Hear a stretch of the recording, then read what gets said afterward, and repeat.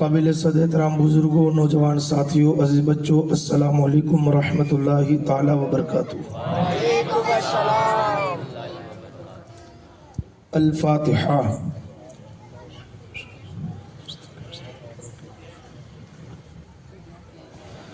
بلغ العلا بکمالہ، کشف الدجا بجمالہ، حسنت جمیع خصالہ، صلو علیہ وآلہ وسلموا تسلیما۔ اللہم صلی علی سیدنا مولانا محمد معدن الجود والکرم وآلہ الکرام وابن الکریم بارک وسلم۔ صلاۃ و سلاما علیک یا رسول اللہ صلی اللہ تعالی علیہ وسلم۔ اوفوض امری اللہ ان اللہ بصیر بالعباد برحمتک یا ارحم الراحمین۔ الحمد للہ رب العالمین والعاقبۃ للمتقین والصلاة والسلام من کان نبیا وآدم بین الماء والتین، اما بعد فاعوذ باللہ من الشیطان الرجیم، بسم اللہ الرحمن الرحیم۔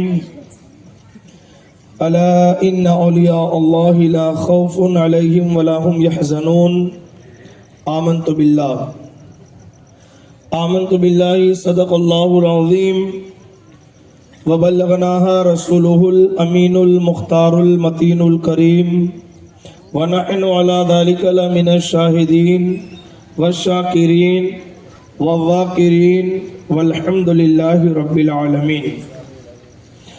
بعد توحید کے متوالو، شمع بزم ہدایت کے پروانوں، آج ہم اور آپ ایک اللہ کے برگزیدہ بندے، ایک اللہ کے برگزیدہ ولی کامل گیبن شاہ باوا رحمت و رضوان کے عرس کے موقع پر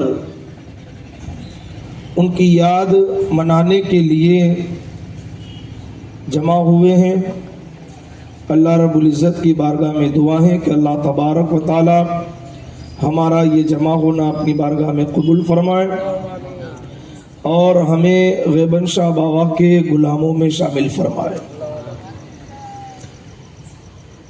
کی محمد سے وفا تو نے تو ہم تیرے ہیں، کی محمد سے وفا تو نے تو ہم تیرے ہیں، یہ جہاں چیز ہے کیا لوح و قلم تیرے ہیں، اور محمد کی محبت دین حق کی شرط اول ہے، محمد کی محبت دین حق کی شرط اول ہے، اگر ہو اسی میں خامی تو سب کچھ نامکمل ہے، محمد ہے متاع عالم ایجاد سے پیارا، پدر مادر برادر جاں و ماں اولاد سے پیارا، پدر مادر برادر جاں و ماں اولاد سے پیارا۔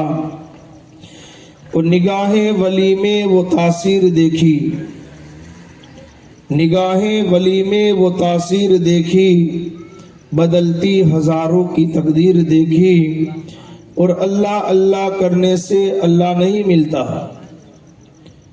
اللہ اللہ کرنے سے اللہ نہیں ملتا، یہ اللہ والے ہیں جو اللہ سے ملا دیتے ہیں، یہ اللہ والے ہیں جو اللہ سے ملا دیتے ہیں۔ نہ شاہوں سے ملا ہے نہ سکندر سے ملا ہے، نہ شاہوں سے ملا ہے نہ سکندر سے ملا ہے، اللہ کا عرفان ہمیں اسی در سے ملا ہے، اللہ کا عرفان ہمیں اسی در سے ملا ہے۔ میرے عزیز اور دوستو،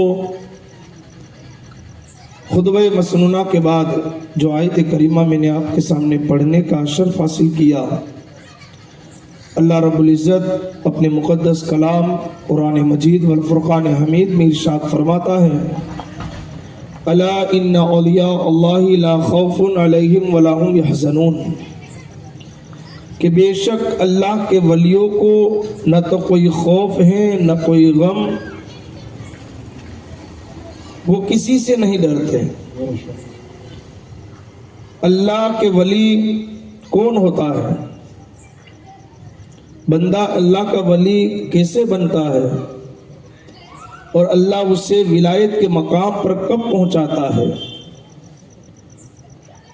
تو ولایت یہ ایسے ہی نہیں ملتی ہے. بشریت کے اندر سب سے بڑا مقام ہے انبیاء کا. نبیوں سے افضل کوئی نہیں ہے. اللہ کے بعد اگر کسی کا مرتبہ ہے، اللہ کے بعد اگر کسی کا مقام ہے تو وہ انبیاء کرام علیہ الصلوۃ والسلام کا ہے. اور تمام نبیوں کے سردار 1 لاکھ یا 2 لاکھ کم و بیش 24,000 انبیاء علیہ السلام دنیا میں تشریف لائے. سب سے پہلے نبی دادا آدم علیہ السلام ہیں، اور سب سے آخری نبی ہمارے آقا احمد مجتبی محمد مصطفیٰ صلی اللہ علیہ وسلم ہیں. لیکن اللہ تبارک و تعالیٰ نے ہمارے نبی کو تمام نبیوں سے آخر میں بھیجا، لیکن تمام نبیوں کا سردار بنا کر بھیجا. نبی کے بعد، انبیاء کے بعد مقام ہے تابعین صحابہ کا، کہ جس نے اپنی ماتھے کی آنکھوں سے آقا کو دیکھا ایمان کی حالت میں. یہ شرط ہے کہ آقا کو دیکھا ایمان کی حالت میں، ورنہ آقا کو تو بہت سو نے دیکھا تھا، لیکن ان کے پاس ایمان کی دولت نہیں تھی، اور جن کے پاس ایمان کی دولت تھی وہ وقت کے سکندر بن گئے. اور جن کے پاس دنیا کی دولت تھی، دنیا کا دھن تھا، لیکن ایمان کی آنکھیں نہیں تھی، تو اللہ نے اسے دنیا میں بھی ذلیل کر دیا، آخرت میں بھی ذلیل کر دے گا. یہ ابو جہل میرے آقا کا دشمن تھا. اس نے بھی حضور کو دیکھا لیکن حضور کو مانا نہیں تھا. ابو لہب یہ میرے آقا کا سگا چچا تھا. ابو لہب یہ آقا کا سگا چچا تھا، لیکن اس نے آقا کو دیکھا لیکن مانا نہیں تھا. ایمان اسے کہتے ہیں، صحابی اسے کہتے ہیں کہ جس نے ایمان کی حالت میں آقا کو دیکھا بھی ہو اور آقا کو مان بھی لیا ہو. بہت سے ایسے کافر گزرے ہیں جنہوں نے حضور کو دیکھا لیکن ایمان نہیں لائے، صرف ماتھے کی آنکھوں سے دیکھا، حضور کی نبوت کو تسلیم نہیں کیا، تو وہ دنیا میں ذلیل و خوار ہوئے. اب تمام نبیوں کی فہرست دیکھیں تو ہر نبی کے دور میں ہر نبی کے دشمن پیدا ہوئے، جس کو اللہ نے قرآن میں فرمایا نا، قل جاء الحق وزهق الباطل ان الباطل کان زہوقا. یعنی حق اور باطل کی لڑائی جب سے دنیا بنی ہے تب سے چلی آ رہی ہے. آدم علیہ السلام دنیا کے پہلے انسان ہیں، تو آدم علیہ السلام کی جنگ کس سے تھی؟ شیطان سے تھی. اللہ نے آدم علیہ السلام کو فتح عطا فرمائی. موسیٰ علیہ السلام کا دور آیا. موسیٰ علیہ السلام کی جنگ کس سے ہوئی؟ فرعون سے ہوئی. اللہ نے فرعون کو کیا کیا؟ اپنے مال سمیت سمندر میں غرق کر دیا.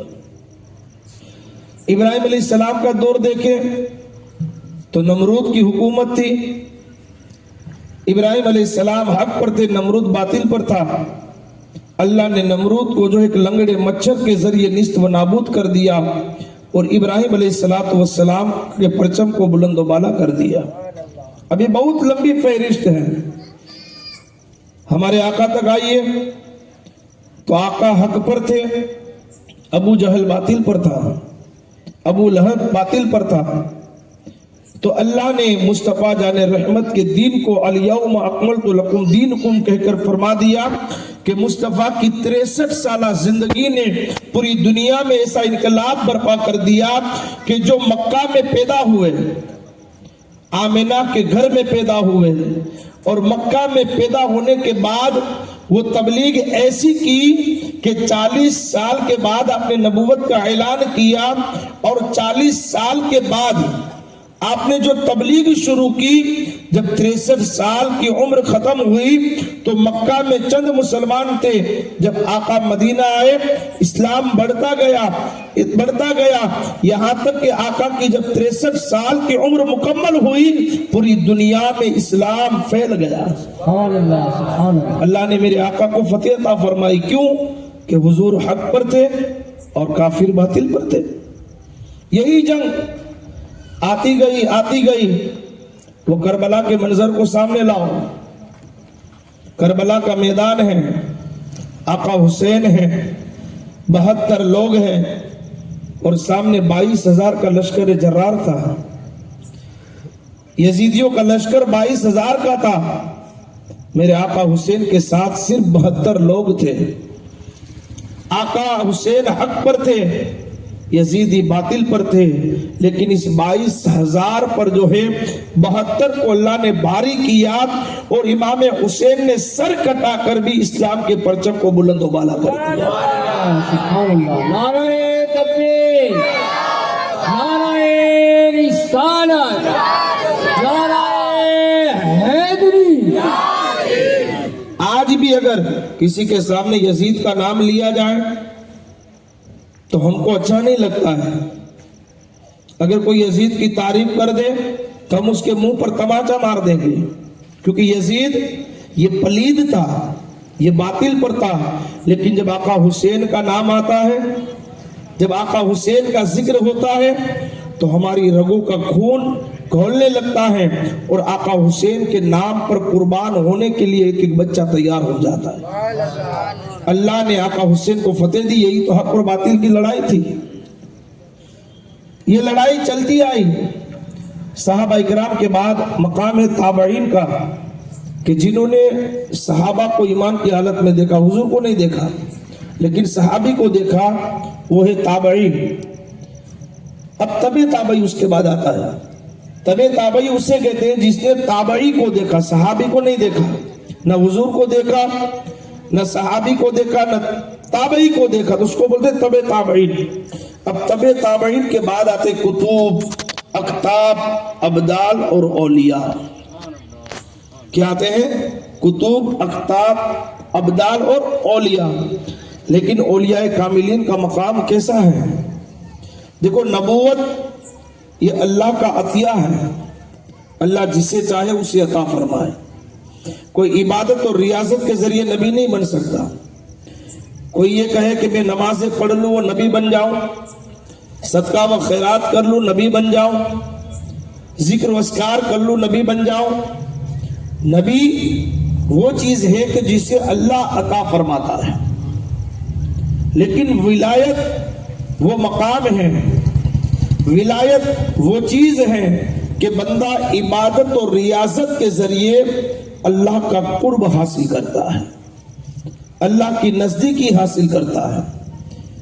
کہ ولی اللہ کے عشق میں ایسا کھو جاتا ہے، ایسا گمسم ہو جاتا ہے کہ اسے دنیا کی کوئی فکر نہیں رہتی. اسے نہ جنت کی فکر رہتی ہے نہ دوزخ کی فکر رہتی ہے. اسے کسی چیز کی فکر نہیں، بس اللہ کا خوف. وہ اللہ کے عشق میں ایسا کھو جاتا ہے، پھر اللہ فرماتا ہے کہ میں اس کا ہو جاتا ہوں، وہ میرا ہو جاتا ہے.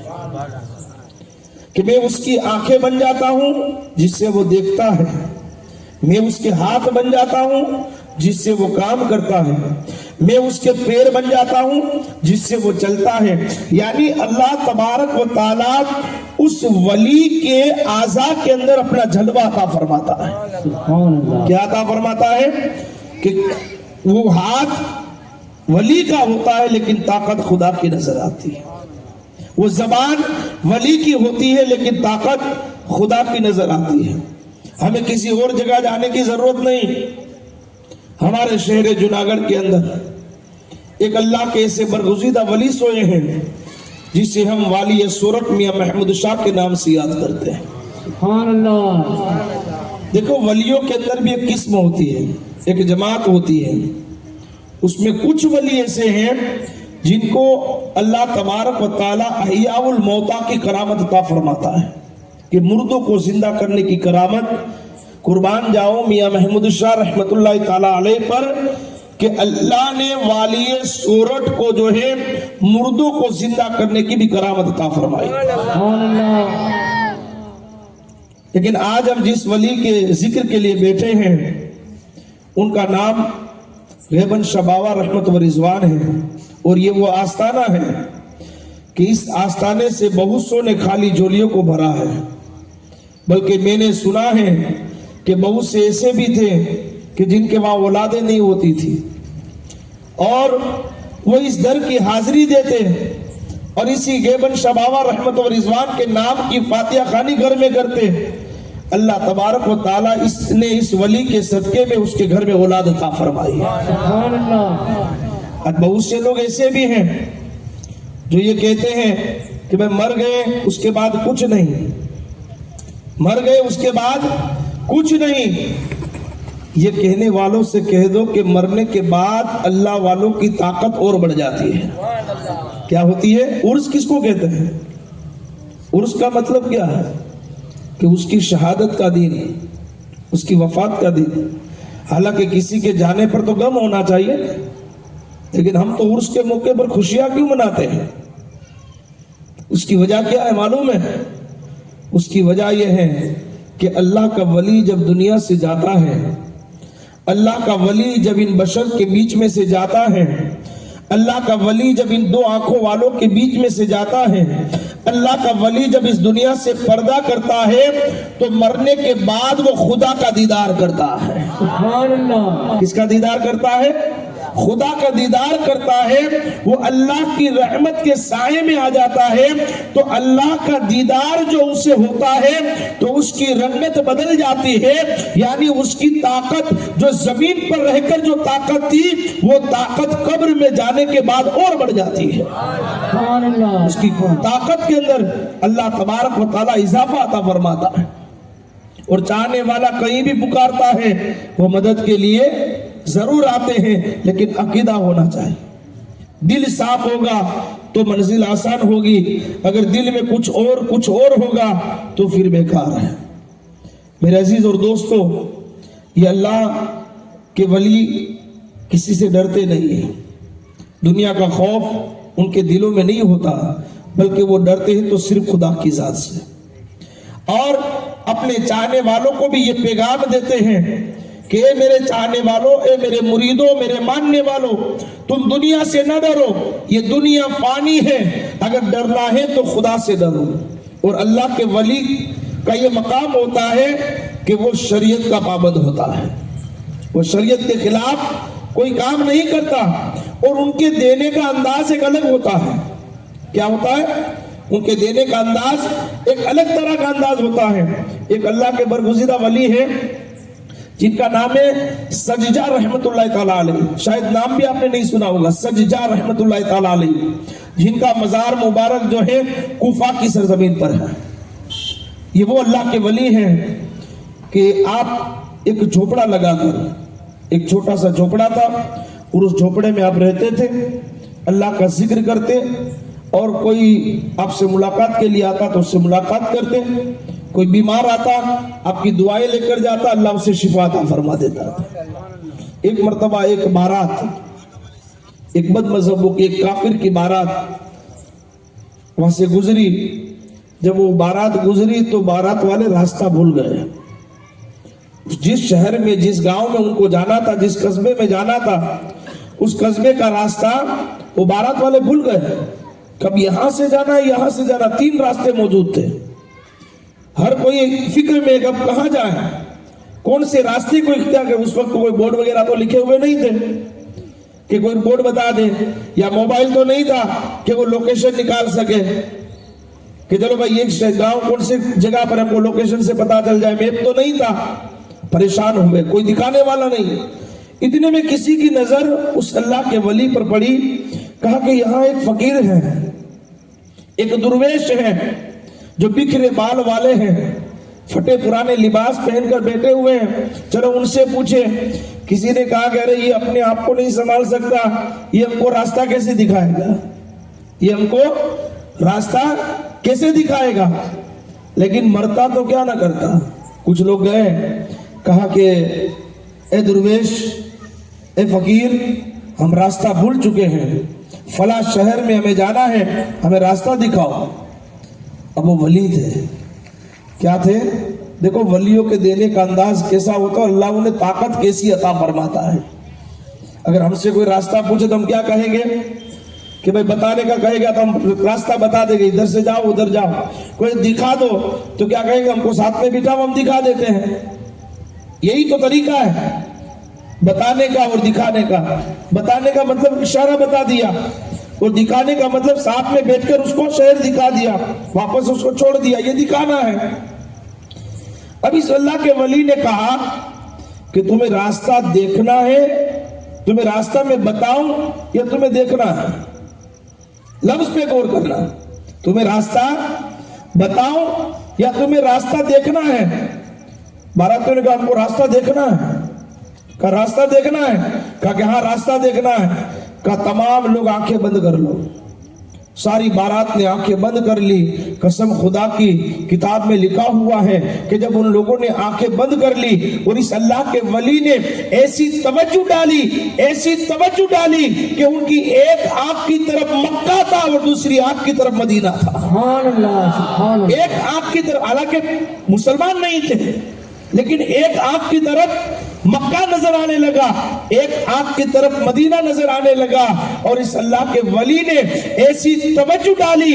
اس کے بعد کہا کہ اب آنکھیں کھولو، ارے تم ایک عرصے سے گمراہی میں تھے، تم راستہ بھٹکے ہوئے تھے، آج میں نے تم کو راستہ دکھایا ہے۔ پوری بارات نے کہا حقیقت میں آج تک جو ہم بتوں کی پوجا کرتے تھے یہ ہم راستہ بھٹکے ہوئے تھے، لیکن آج تم نے آنکھیں بند کروا کر ہمیں راستہ دکھا دیا۔ پوری بارات نے کلمہ پڑھا اور مشرف اسلام ہو گئے۔ سبحان اللہ، نعرہ تکبیر، نعرہ رسالت، خود سے دیوبند شامل۔ پوری بارات نے کیا کیا؟ کلمہ پڑھا اور مشرف اسلام ہو گئے۔ یہ اللہ والوں کی یہ تاثیر ہوتی ہے۔ اللہ کے ایک ولی ہیں جن کا نام ہے حضرت حسن بصری رحمت اللہ تعالیٰ علیہ، شاید نام بھی آپ نے سنا ہوگا۔ یہ بھی اللہ کے بہت بڑے ولی ہیں۔ آپ کی توبہ کا واقعہ بھی بڑا مشہور ہے، لیکن جب آپ ولایت کے مقام پر پہنچے، جب اللہ نے آپ کو وہ بلند مقام عطا فرمایا، جب آپ ولیوں کی فہرست میں پہنچے، تو آپ کے قریب میں ایک یہودی رہتا تھا۔ کون رہتا تھا؟ بتوں کی ایک مجوسی رہتا تھا جو آگ کی پوجا کیا کرتا تھا۔ اس کا کام ہی یہی تھا، آگ کی پوجا کرنا۔ وہ بیمار ہوا، 70 برس کی عمر تھی اس کی۔ کتنے برس کی؟ 70 برس کی عمر۔ جب وہ بیمار ہوا، حضرت حسن بصری اس کے پاس گئے، کہا کہ سمون تیری جھاگنی کا وقت ہے، آخری لمحات چل رہے ہیں، 70 برس سے تو نے بتوں کی پوجا کی ہے، ابھی بھی وقت ہے، کلمہ پڑھ لے، اللہ تیرے گناہوں کو معاف فرما دے گا۔ سمون نے کہا کہ ارے حسن بصری، میں 70 برس سے آگ کی پوجا کرتا ہوں، لیکن میں 3 باتیں دیکھ کر جو ہے مسلمان نہیں ہوتا ہوں۔ بولے کیا باتیں تھیں؟ کہا پہلی یہ کہ مسلمان کہتے ہیں کہ اللہ ہے، اللہ سے ڈرو، لیکن وہ دنیا کے پیچھے دوڑتے ہیں۔ دوسری بات یہ کہ وہ موت کو مانتے کہ مرنا ہے، ایک دن دنیا کو چھوڑ کر جانا ہے، لیکن موت کی کوئی تیاری بھی نہیں کرتے۔ موت کی تیاری، موت کو مانتے ہیں لیکن موت کی تیاری نہیں کرتے، اور خدا کو ایک مانتے بھی کہ خدا موجود ہے، لیکن خدا سے ڈرتے نہیں ہیں، اور وہ حلال اور حرام میں تمیز بتاتے ہیں لیکن خود نہیں کرتے۔ اتنا جب کہنا تھا تو حسن بصری رحمۃ اللہ علیہ نے کیا فرمایا معلوم ہے کہ سمون، کم سے کم مسلمانوں کا یہ عقیدہ تو ہے کہ خدا ہے، لیکن تیرا تو یہ بھی عقیدہ نہیں ہے، تو آگ کو مانتا ہے۔ دوسری بات آپ نے کہی کہ قبر کی تیاری، یعنی وہ یقین تو کرتے کہ مرنا ہے، مرنے کے بعد اللہ کے دربار میں حساب دینا ہے، لیکن تو یہ بھی نہیں مانتا، اور تو یہ کہتا ہے کہ آگ کی پوجا کرتا ہے تاکہ مرنے کے بعد آگ سے بچ جاؤں گا۔ کہا اس کے دل کے اندر ایمان کی روشنی پیدا ہوئی۔ کہا کہ حسن بصری، اگر میں کلمہ پڑھ لوں، مسلمان ہو جاؤں، تو کیا اللہ میرے گناہوں کو معاف فرما دے گا؟ کیا اللہ میرے گناہوں کو بخش دے گا؟ حسن بصری رحمت اللہ علیہ نے فرمایا کہ سمعون تیری 70 سال کی عمر ہے، 70 سال تک تو نے گناہ کیے ہیں، لیکن سچے دل سے توبہ کر لے اور کلمہ پڑھ لے، اگر ابھی تیرا انتقال ہو گیا تو میں ضمانت دیتا ہوں کہ اللہ تجھے جنت کا مقام عطا فرمائے گا۔ سمعون نے کہا لکھ کر دو۔ کیا کہا؟ مجھے لکھ کر دو۔ حضرت حسن بصری رحمت اللہ علیہ نے اس کے نام پر خط لکھ کر دیا کہ سمعون کلمہ پڑھ لے، اے اللہ تو سمعون کو حسن بصری کے صدقے میں بخش دینا۔ سبحان اللہ۔ کیا لکھا؟ حسن بصری کے صدقے میں تو سمعون کو بخش دینا۔ چند لمحوں کے بعد اس کا انتقال ہو گیا۔ آپ نے خود غسل دیا اس کو، غسل دینے کے بعد اس کی نماز جنازہ پڑھائی، نماز جنازہ پڑھانے کے بعد اس کو قبر کے سپرد کیا، اور جب اس کو قبر میں سلا دیا گیا تو آپ نے وہ خط جو لکھ کر دیا تھا وہی خط آپ نے اس کے سینے پر رکھ دیا۔ یہ رکھنے کے بعد آپ اپنے گھر کی طرف لوٹے۔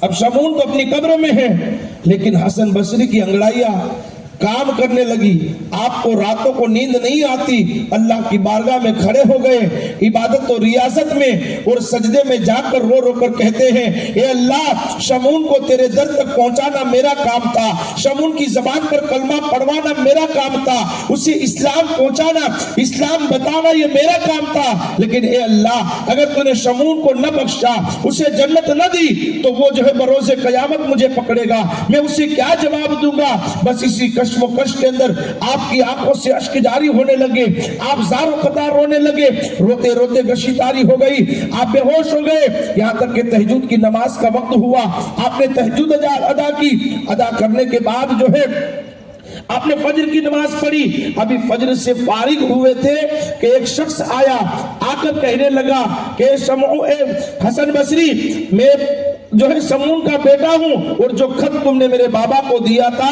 ان کی قبر کے اوپر سے ملا ہے، وہ خط میرے بابا کی قبر پر پڑا ہوا تھا۔ آپ نے جب خط کو کھولا تو کیا لکھا ہوا تھا کہ اے حسن بصری تم نے جو مجھ سے وعدہ کیا تھا اللہ نے پورا کر دیا، اور میرے مسلمان ہونے کے بنا پر اللہ نے مجھے بخش دیا، اور میری قبر کو جنت کا باغ بھی بنا دیا۔ سبحان اللہ، سبحان اللہ۔ نعرہ تکبیر، نعرہ رسالت۔ میرے عزیز اور دوستو، واقعات تو بہت ہیں کتابوں میں، کتنے واقعات پر ہم غور کریں گے، لیکن ضرورت اس امر کی ہمیں اپنے فعلوں کو سدھارنے کی ضرورت ہے۔ ہم اللہ والوں کا نعرہ لگاتے ہیں، ان کے عرس مناتے ہیں، ان سے عقیدت کرتے ہیں، ان کے مزار پر پھول بھی چڑھاتے ہیں، لیکن جب عرس جانے کے بعد ہم اپنے ہی کاموں میں مشغول ہو جاتے ہیں۔ ہم اس راستے کو اختیار کرتے ہیں جس راستے سے اللہ کے ولیوں نے دوری اختیار کی ہے۔ ارے ہمیں تو مفت میں اسلام مل چکا ہے، ہمارے باپ دادا مسلمان تھے، ہم پیدا ہوئے، امام کو بلایا، کہا کان میں اذان دو، اذان دی، گویا یہ صدا آ رہی ہے کہ تو ایک مسلمان کے پیٹ سے پیدا ہوا ہے۔ لیکن وہ دور تو یاد کرو، وہ صحابہ کے دور کو یاد کرو کہ جن کے پاس ایمان کی دولت نہیں تھی، اور ایمان لانے میں جب حضور تشریف لائے اور ایمان لانے میں انہوں نے کیسی مشکلوں کو سہن کیا ہے، کیسی تکلیفوں کو برداشت کیا ہے، لیکن ان تکلیفوں کو برداشت کرنے کے باوجود جب دامن مصطفیٰ کو پکڑا تو قسم خدا کی دنیا کی کوئی طاقت ان سے دامن مصطفیٰ کو چھڑا نہیں پائی۔ انہی صحابہ کے اندر ایک صحابی رسول کا واقعہ میں بتا دوں ایمان کا، جن کا نام ہے سلمان فارسی رحمت اللہ تعالیٰ علیہ۔ یہ وہ صحابی ہیں جنہوں نے تمام صحابہ میں سب سے لمبی عمر پائی تھی۔ آپ کی عمر کتنی ہوئی معلوم ہے؟ 350 سال کی عمر ہوئی تھی۔ یہ فارس کے رہنے والے تھے، ایک مجوسی کے بیٹے تھے۔ ان کا باپ، ان کا خاندان، ان کے ماں باپ دونوں، ان کے خاندان کے لوگ آگ کی پوجا کرنے والے تھے، لیکن سلمان فارسی ان چیزوں کو جو ہے ناپسند جانتے تھے، اور ان کے شہر کے اندر ایک گرجا گھر تھا، اور وہاں کا جو پادری تھا عیسائی دھرم کا، اس کے پاس جا کر بیٹھتے اور اس سے کہتے کہ تو توریت کی باتیں مجھے سنا، انجیل کی باتیں مجھے سنا۔ تو سناتا رہتے۔ ایک دن اس کے باپ کو پتا چلا، سلمان فارسی کے ابا نے کہا کہ اے سلمان، تو جہاں جاتا ہے یہ جگہ غلط ہے, یہ ہمارے دھرم سے الگ ہے, اگر تو اس کے پاس جائے گا اپنے دھرم کو بدل دے گا. لیکن آپ نے ایک نہ سنی, بار بار جاتے رہے, یہاں تک کہ آپ کے باپ نے آپ کو گھر سے باہر نکال دیا. آپ اس مجوسی کی خدمت کرنے لگے, آپ جو ہے اس پادری کی خدمت کرنے لگے. لیکن اس کی موت کا جب وقت قریب آیا تو اس پادری نے کہا کہ دیکھو اب میری موت کا وقت قریب ہے, میں اس دنیا کو چھوڑنے والا ہوں اور اس دنیا کو چھوڑ کر اب میں جانے والا ہوں. تم ایک کام کرو, گاؤں کے قریب میں ایک بیگور نام کا شہر ہے, وہاں ایک گرجا گھر ہے, اس کا جو پادری ہے وہ تمہیں سیدھا راستہ بتائے گا. آپ نے سفر کیا, اس پادری کے وہاں پہنچے. جب وہاں پہنچے تو اس کی خدمت کرنے لگے, دل و جان سے اس کی خدمت کرتے تھے. اور توریت کی تلاوت سے, کو قرآن تو آیا نہیں تھا, ابھی قرآن ان تک پہنچا نہیں تھا, ابھی فارس میں اسلام آیا نہیں تھا, قرآن کی آیتیں آپ کے کانوں میں آئی نہیں تھی. انجیل کو سنتے اور نبی آخر الزمان کی تعریف سنتے. جب اس کی بھی موت کا وقت قریب آیا, اس نے کہا کہ سلمان فارسی اب میرا جانے کا وقت قریب ہے, لیکن میں تمہیں ایک نصیحت کرتا ہوں کہ یہاں سے قریب میں جو ہے یثرب نام کا ایک شہر ہے جس کو آج ہم مدینہ کہتے ہیں.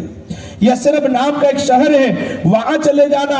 انجیل میں لکھا ہوا ہے کہ یثرب کے اندر نبی آخر الزمان آنے والے ہیں جو مکہ سے ہجرت کر کے مدینہ آئیں گے, اور وہ نبی بن کر آئیں گے. تو ان کی نبوت کو تسلیم کر لینا اور ان کے راستے پر چلنا, تجھے ہدایت مل جائے گی. سبحان اللہ, سبحان اللہ. سلمان فارسی وہاں سے نکلے, ایک قافلہ جا رہا تھا, قافلے میں شامل ہو گئے. وہ قافلہ یثرب کی طرف جا رہا تھا.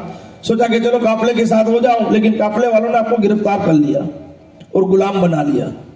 لیکن قسمت آپ کی انگڑائیاں لینے لگی, قسمت کا ستارہ چمک گیا, آپ کو غلام بھی بنایا گیا اور یثرب شہر کے اندر بیچا گیا. ایک یہودی نے سلمان فارسی کو خریدا. آپ خود اپنے ایمان کا واقعہ لکھتے ہیں کہ مجھے ایک یہودی نے خریدا, میں اس یہودی کے باپ کا جو ہے رکھوالی کرتا تھا, اس کی کھجوریں جمع کرتا تھا اور دن بھر کام کرتا, 2 وقت کا کھانا ملتا تھا. سلمان فارسی فرماتے ہیں کہ ایک دن صبح کے وقت میں جب میں اپنے گھر کے اپنے باغ کے اندر کام کر رہا تھا, اچانک مدینے سے اندر ایک صدا گونجنے لگی, ایک آواز آنے لگی جو ایک الگ آواز تھی. اس سے پہلے میں نے یہ آواز نہ سنی تھی. وہ آواز یہ تھی, طلع البدر علینا من ثنیات الوداع وجب الشکر علینا ما دعا للہ داعی. جب میں نے یہ صدا سنی تو میں نے باغ کو چھوڑا اور دوڑتا ہوا دیکھنے کے لیے نکل پڑا. میرے باغ کے مالک نے مجھ سے کہا کہ اے سلمان تو کہاں جا رہا ہے؟ کہا میں بھاگ نہیں رہا ہوں, یہ جسم جو ہے تیرا نوکر ہے, لیکن یہ دل کسی اور کا نوکر بن چکا ہے, یہ دل کسی اور سے لگ چکا ہے. یہی سلمان فارسی فرماتے ہیں کہ میں دوڑتا دوڑتا پہنچا.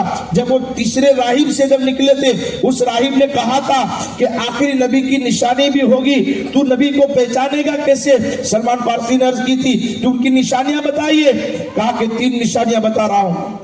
صدقہ دے گا, قبول نہیں کریں گے, ہدیہ دے گا, قبول کریں گے, اور ان کی دونوں شانوں کے درمیان مہر نبوت ہوگی. سلمان فارسی پہنچے حضور کے دربار میں. آقا اپنے صحابہ اکرام کے ضمن غفیر کے اندر ابو ایوب انصاری کے گھر میں بیٹھے ہوئے ہیں.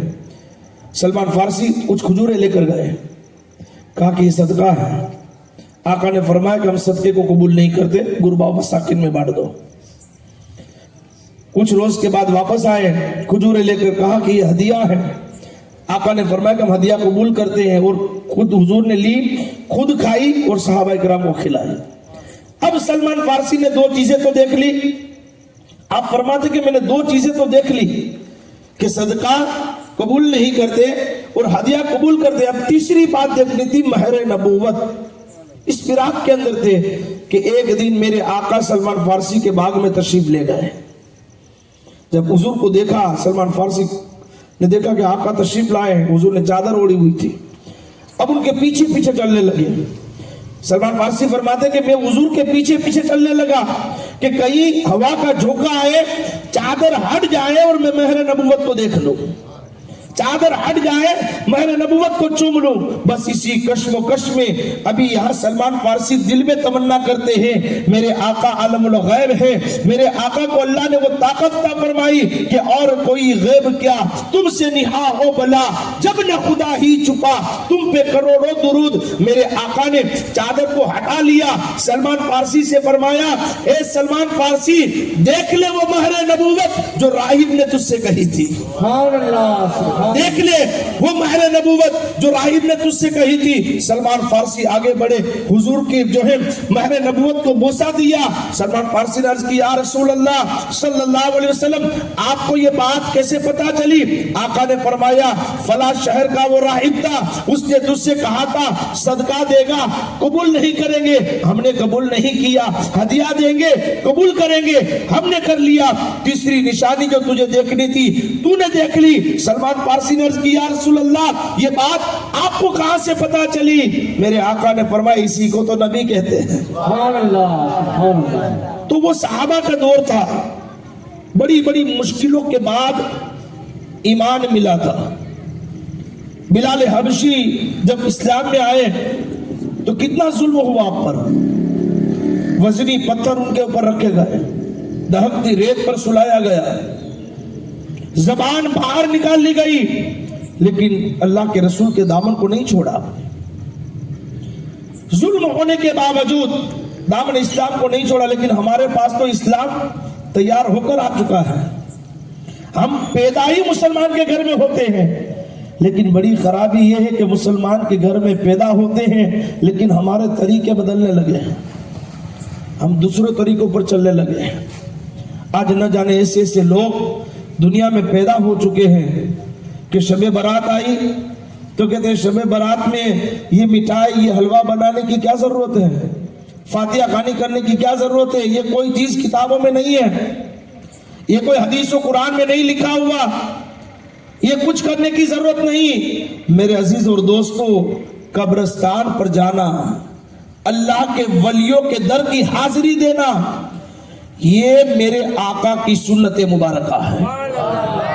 और अल्लाह वालों का उर्स मनाना, ये खालिक के कायनात की सुन्नत है, ये अल्लाह की सुन्नत है। आप सोच रहे हो अल्लाह की सुन्नत उर्स मनाना? हाँ, हज के दिनों को याद करो। हज में क्या होता है? हज में क्या होता है?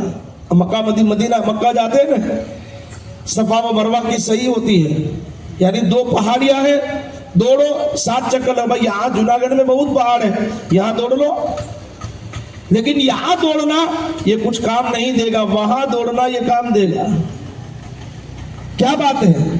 तो बात ये है कि अल्लाह के नबी की मां ने अपने बेटे को पानी पिलाने के लिए जो वहां 7 चक्कर लगाए थे, अल्लाह ने उस याद को ताजा रखा है कि जब कोई बंदा वहां सफा और मरवा की सही करता है, अल्लाह फरिश्तों के सामने अपने उस बंदी की याद को ताजा करता है।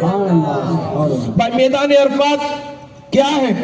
एक चटियल मैदान है, लेकिन उसका मकाम क्या है कि मैदान अरफात में जो हज पढ़ के आए उन्हें मालूम होगा कि एक दिन गुजारो मैदान अरफात से जो रुक गया, और मैदान अरफात में दिन गुजारने के बाद जब वो बाहर निकलता है, हदीस में आता है कि वो ऐसा गुनाहों से पाक हो जाता है गोया मां के पेट से आज ही पैदा हुआ।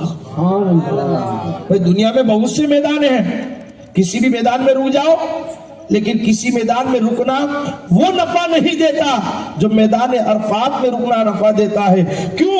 कि जब बंदे मैदान अरफात में रुकते हैं तो अल्लाह इब्राहिम और हव्वा की याद को ताजा करता है। किसकी याद ताजा करता है? हजरत आदम और हव्वा की याद को ताजा करता है। तो अल्लाह अपने बंदों का उर्स मनाता है, उनकी उर्स यानी कि याद मनाना। तो हम जो उर्स मनाते हैं वो अल्लाह खालिक के कायनात की सुन्नत पर अमल करते हैं और नजरो नियाज बनाकर उस पर फातिहा खानी करना, उस पर कुरान की तिलावत करना, ये मेरे आका की सुन्नत मुबारक है। बुखारी शरीफ की हदीस है, सिया सित्ता के अंदर ये हदीस लिखी हुई है, तिरमिजी अबू दाऊद के अंदर ये हदीस लिखी हुई है کہ حضرت انس بن مالک رضی اللہ تعالیٰ عنہ جنہوں نے 10 سال تک حضور کی خدمت کی ہے، حضرت انس کا بیان ہے کہ ایک مرتبہ میری ماں ام سلیم نے روٹیوں کا جو ہے چورا کیا، روٹیوں کا چورا کرنے کے بعد اس میں گھی ڈالا اور گڑ ڈالا اور اس کو پکایا اور حلوہ تیار کیا. ہم اس کو کیا بولتے ہیں؟ ملیدہ کہتے ہیں نا، ہم ملیدہ اپنی زبان میں کہتے ہیں، لیکن وہ حلوہ کس نے تیار کیا؟ ایک صحابی رسول کی ماں نے، صحابیہ نے، اور ایک لکڑی کے برتن میں رکھا. رکھنے کے بعد حضرت انس سے فرمایا کہ بیٹا انس یہ حلوہ لے کر جاؤ اور حضور کے دربار میں پیش کرو. حضرت انس وہ حلوہ لے کر حضور کے دربار میں آئے، پیش کیا. آقا نے فرمایا کہ انس یہ حلوہ یہاں رکھ دو. رکھنے کے بعد حضور نے کیا کیا؟ کیا سیدھا کھانے لگے؟ نہیں. حضرت انس رضی اللہ تعالیٰ عنہ بیان فرماتے ہیں کہ جب میں نے حلوہ حضور کے سامنے رکھا تو حضور نے قرآن کی تلاوت شروع کی. حضور نے قرآن پڑھا، جتنا چاہا قرآن پڑھا. قرآن پڑھنے کے بعد وہاں 70 صحابہ موجود تھے. آقا نے تمام صحابہ سے فرمایا کہ صحابہ آؤ، یہ انس کی ماں ام سلیم کے ہاتھ کا حلوہ کھاؤ. تمام صحابہ نے کھایا. حضرت انس رضی اللہ تعالیٰ عنہ کا بیان ہے کہ سب نے کھا لیا. اس کے بعد آخر میں میرے آقا نے تناول فرمایا. جب حلوہ حضور نے کھا لیا، حضرت انس کا بیان ہے کہ جب حضور نے حلوہ تناول فرمایا اس کے بعد برتن مجھے دیا اور کہا کہ جا یہ اپنی ماں کو دے کر آ. جب میں نے برتن کو دیکھا تو پہلے سے زیادہ حلوہ بھرا ہوا تھا. سبحان اللہ. تو یہی تو ثبوت ہے یار کہ نیاز پر فاتحہ دینا یہ مصطفیٰ کی سنت ہے. لیکن لوگوں کی عقلیں ماری گئی ہیں، لیکن اس میں ہم لوگوں نے بھی کچھ بڑھا دیا ہے.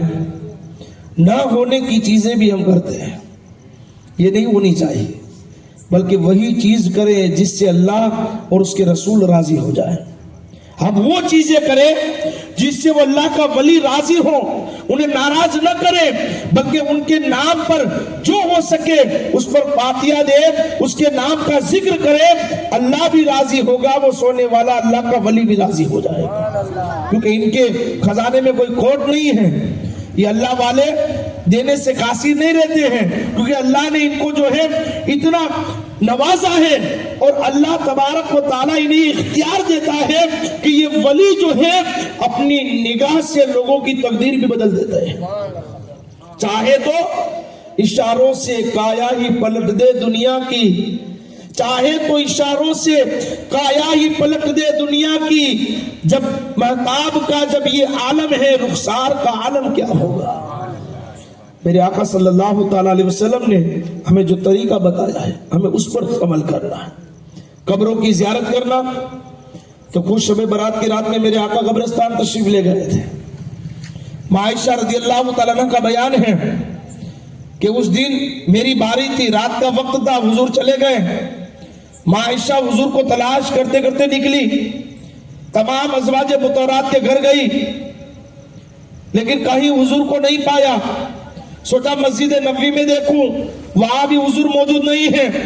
سوچا کہ چلو جنت البقیع قبرستان قریب میں ہے، شاید حضور وہاں نظر آئے. ماں عائشہ جب قبرستان پہنچی تو میرے آقا اسی قبرستان میں کھڑے تھے.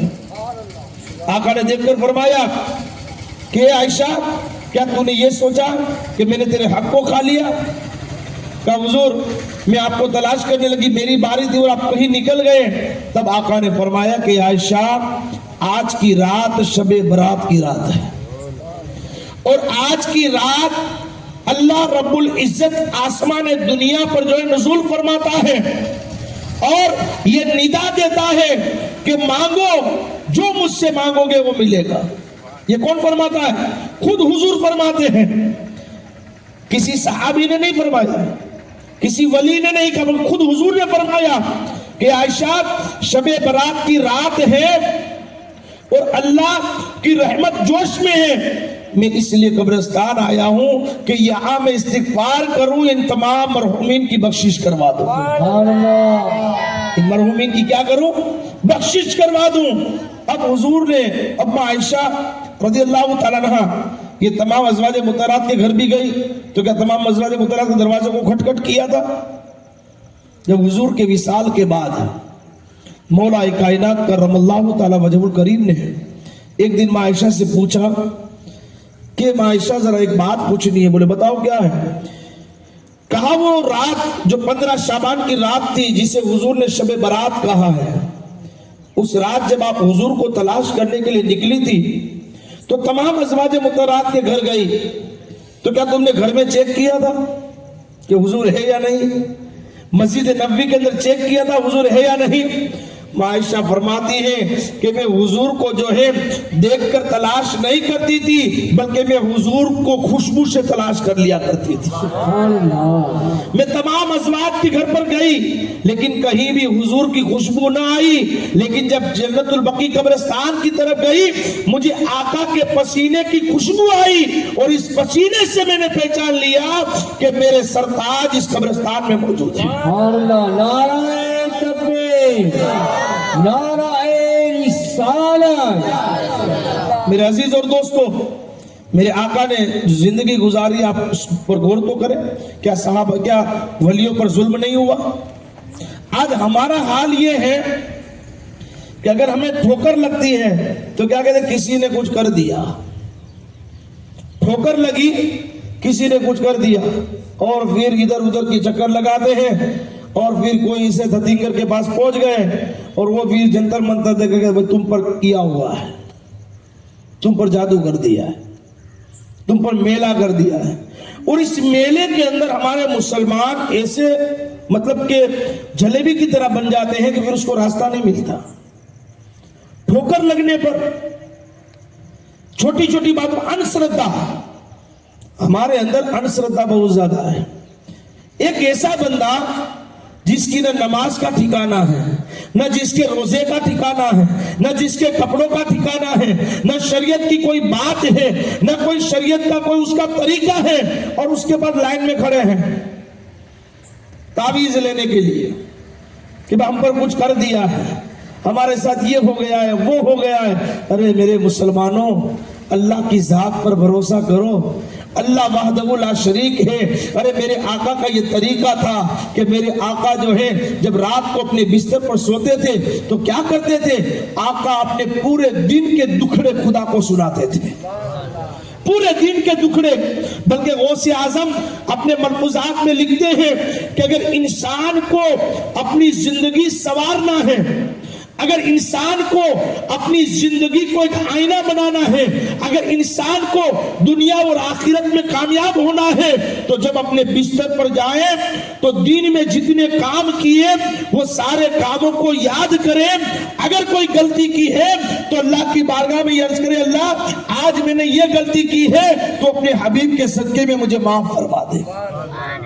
اگر قرض ہے، غوث اعظم خود لکھتے ہیں قرض میں گرا ہوا ہے، بیماری میں ہے، تو وہ رات کے بستر میں جا کر اللہ کی بارگاہ میں گریہ وزاری کرے، دماغ سے سوچے اور کہے کہ اللہ اس بیماری سے تو مجھے نجات عطا فرما دے. تو شفا دینے والی ذات رب کعبہ کی ہے.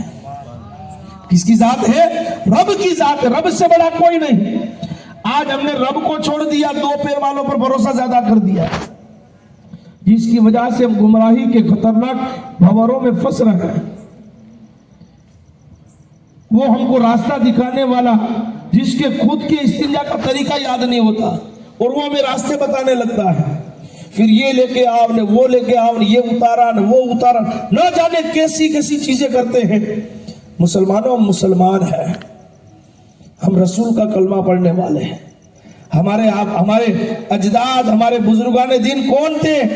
ارے ہم وہ مسلمان ہیں جنہوں نے سمندر کے اندر گھوڑوں کو دوڑا دیا ہے، جس کو علامہ اقبال فرماتے ہیں دست تو دست ہے دریا بھی نہ چھوڑے ہم نے، بحر ظلمات پر دوڑا دیے ہیں گھوڑے ہم نے. وہ حضرت خالد بن ولید تھے جسے سیف اللہ کہا جاتا تھا، اللہ کی تلوار کہی جاتی تھی. کس پر بھروسہ تھا؟ رب کی ذات پر بھروسہ تھا. وہ خالد بن ولید جنہوں نے سمندر کے اندر جب رومی جو ہے کشتی توڑ کر اور پل توڑ کر پار چلے گئے، وہی خالد بن ولید جو ہے اس سمندر کے کنارے پر کھڑے رہے. اس پار سے اس پار جانا تھا لیکن پانی بہت گہرا تھا. وہی خالد بن ولید کا ایمان تو دیکھے, سمندر سے کہہ رہے اے سمندر اگر تو اپنی مرضی سے چلتا ہے تو ہم کو ڈبو دینا, اگر اللہ کی مرضی سے چلتا ہے تو ہم اللہ اور اس کے رسول کی راہ میں نکلے ہیں, ہمیں راستہ دے دینا. یہ کہا, آپ نے گھوڑا دوڑا دیا, آپ کا پورا لشکر ادھر سے ادھر چلا گیا, لیکن پانی یہ جو ہے آپ کو تو ڈبانے کی دور کی بات, آپ کے گھوڑوں کی کھروں کو بھی مسخ نہ کیا. یہ ایمان تھا ان کا, یہ ایمان کی مضبوطی تھی ان کی, یہ اللہ اور اس کے رسول کی ذات پر ایمان رکھتے تھے. اگر آج ہمارا ایمان بھی اللہ اور اس کے رسول پر ہو جائے, اگر ہم جو ہے ادھر ادھر دربر کی ٹھوکریں کھانے کے بجائے اگر اللہ کے در پر سجدہ کرنا شروع کر دے تو وہ ایک سجدہ جسے تو گرا سمجھتا ہے 1000 سجدوں سے دیتا ہے آدمی کو نجات. ابراہیم علیہ السلام کو آگ میں ڈالا جا رہا تھا, کس پر بھروسہ کیا؟ حالانکہ فرشتے بھی آئے, خود جبرائیل آئے, کہا کہ ابراہیم حکم دو آگ کو ٹھنڈی کر دوں. ہوا کا فرشتہ آیا, حکم دو ایسی ہوا چلاؤں گا پوری آگ جو ہے اڑ جائے گی. پانی کا فرشتہ آیا, کہا حکم دو پانی ایسا برساؤں گا آگ بجھ جائے گی. کیا کہا ابراہیم علیہ السلام نے؟ یوں کہا ہوگا 14ویں صدی کا کوئی ہوتا تو کیا کہتا, آبا جلدی سے پانی برساؤ ورنہ میں جل جاؤں گا. لیکن وہ تھے ایمان والے, ان کا ایمان تھا رب کی ذات پر. کیا کہا آپ نے؟ فرمایا کہ جانتا ہے میرا رب جلیل کہ آگ میں گرتا ہے اس کا خلیل. جب ابراہیم علیہ السلام آگ میں پہنچے تو آگ گلزار بن گئی. یہی تو ایمان ہے. اللہ امتحان لیتا ہے. کیا لیتا ہے؟ اللہ پریکشا لیتا ہے ہماری. اگر اسی لیے میرے آقا نے فرمایا کہ جب کوئی نعمت ملے تو شکر کرو. کوئی نعمت ملے, مکان نہیں تھا ہمارا, گھر کا مکان ہو گیا تو اب تکبر نہ کریں بلکہ اللہ کا شکر ادا کریں. کیا کرے؟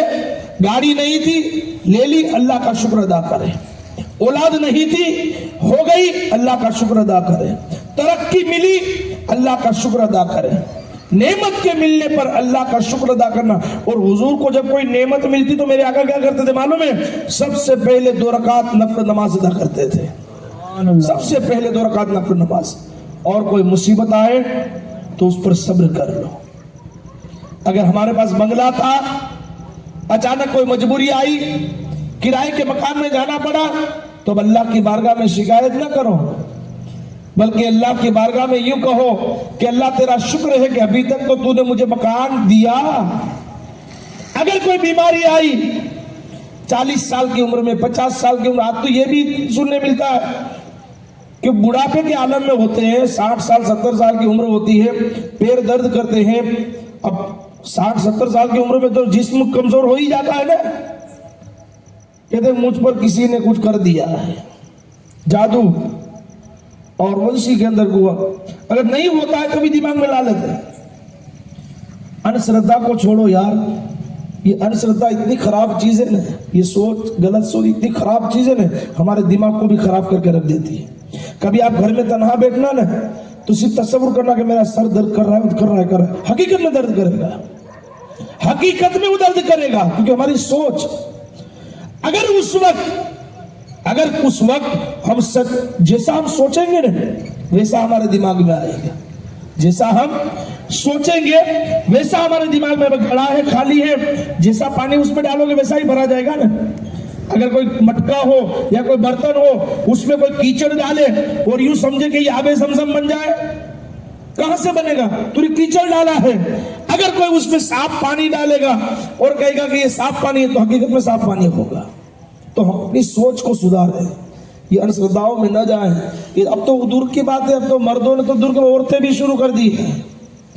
اب تو اللہ کی بنا یار مسلمان کہاں, ہم کس دلدل میں پھنس رہے ہیں. کسی عورت کو گیبن شاہ بابو آتے ہیں, کسی کو مائسر میں آ جاتے ہیں, کسی کو نہ جانے کیا کیا آ جاتا ہے یار. کوئی اچانک ڈھونڈنے لگتا ہے, بولے کیا آیا, بولے گیبن شاہ بابا آ گئے. کسی کو ابس پیر آ گئے رہے وہ اللہ کے ولی تھے، نہ تیری نماز کا ٹھکانہ، نہ تیری طہارت کا ٹھکانہ، نہ تیری کوئی ٹھکانہ، اور تو بول رہے کہ غوث اعظم آ گئے۔ ارے غوث اعظم کیا لکھتے ہیں اپنے ملفوظات میں معلوم ہے؟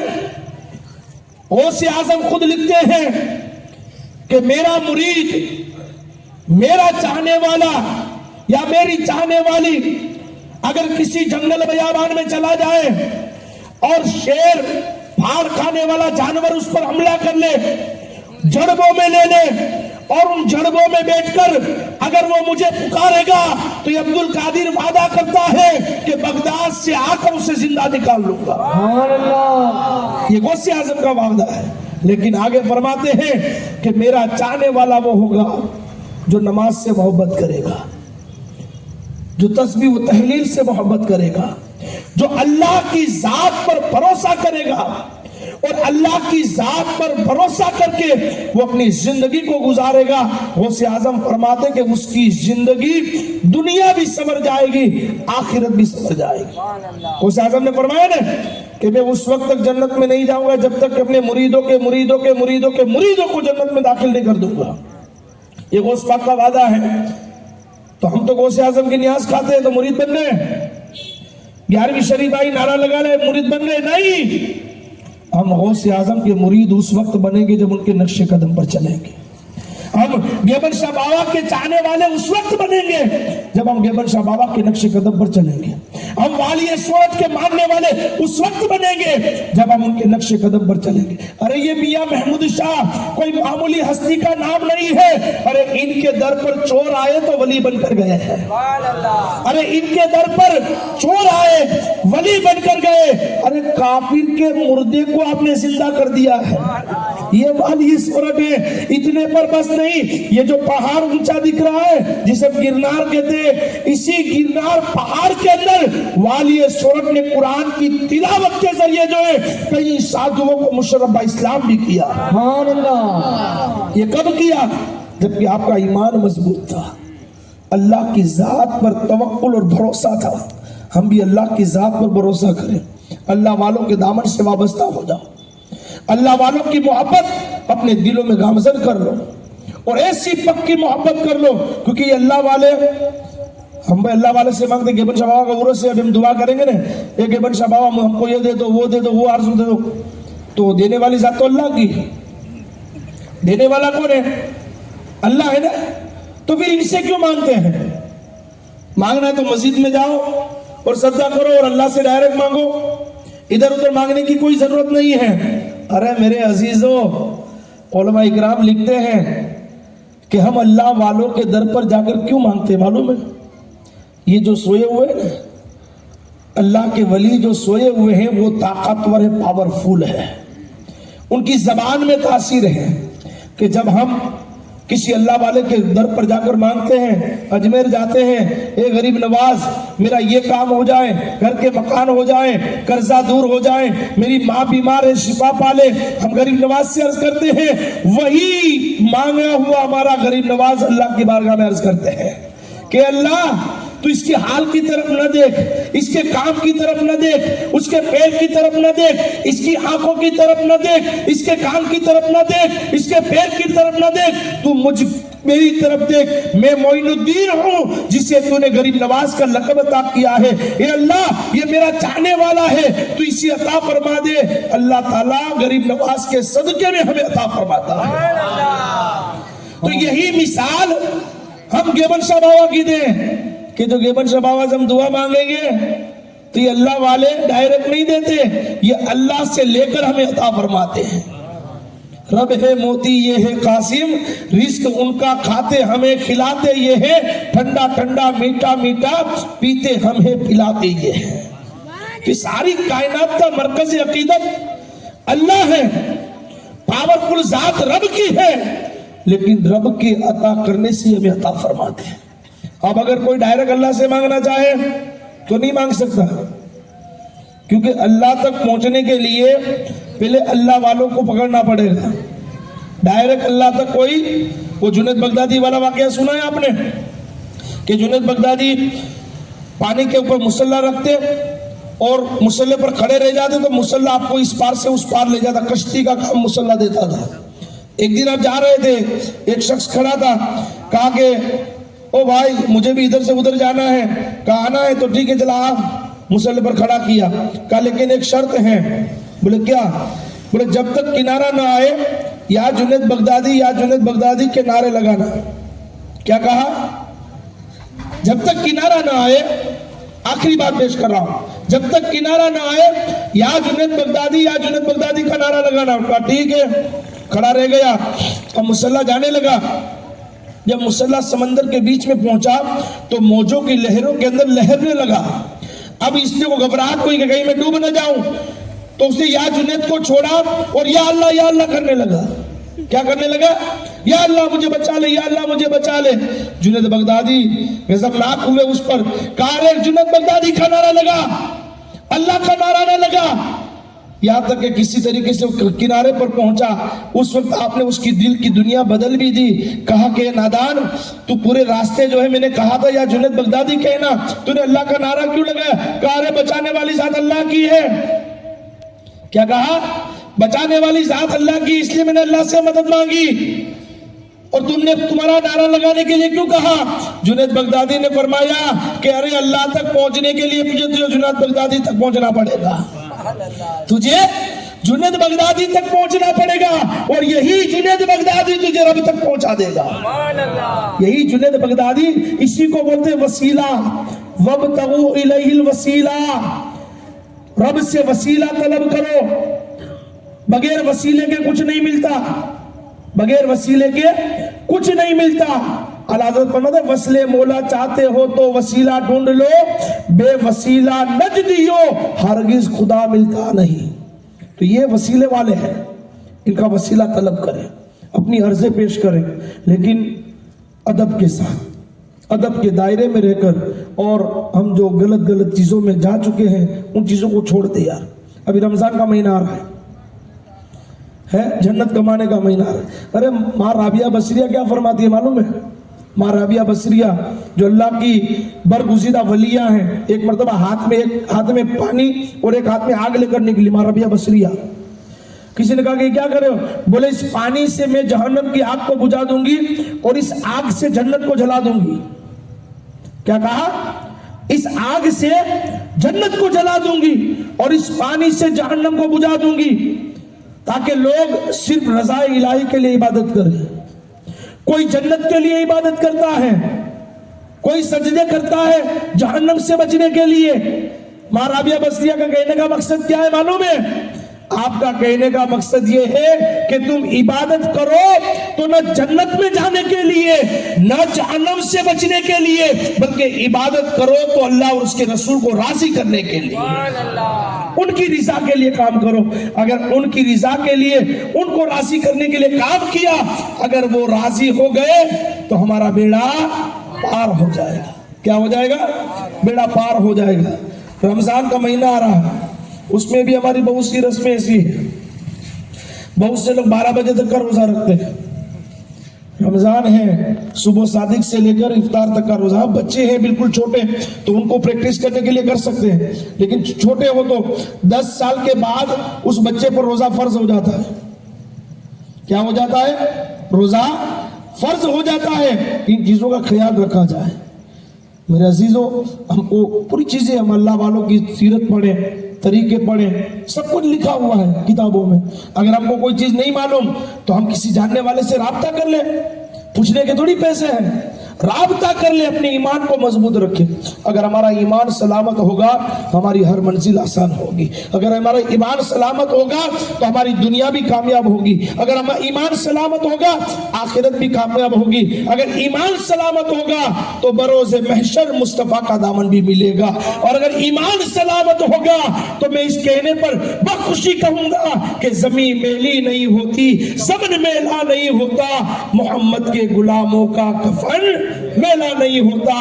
جو محمد کا غلام بن جاتا ہے اللہ اس کے کفن کو بھی میلا نہیں ہونے دیتا ہے۔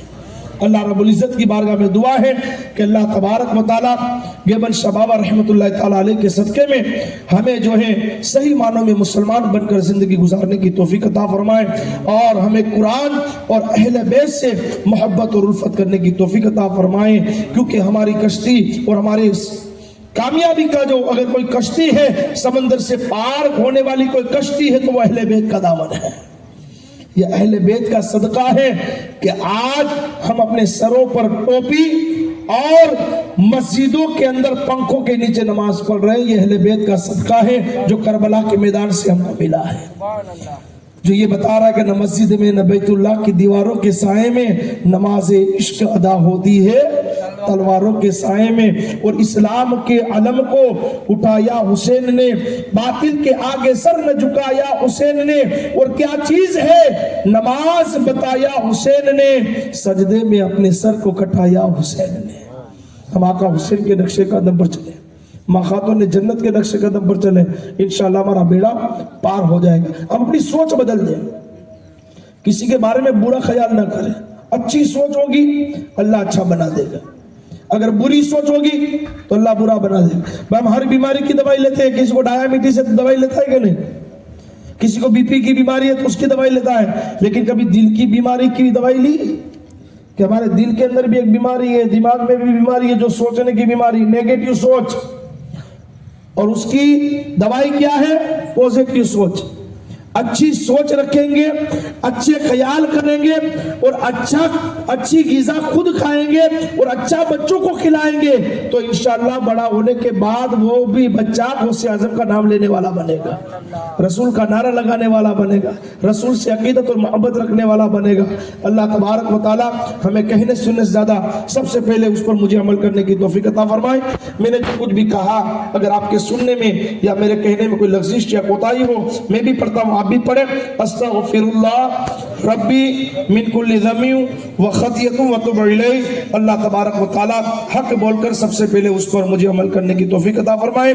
खूब की शेर चमन फुल चुनी शाद रहे, बाद बा चलता हूँ गुलशन तेरा आबाद रहे।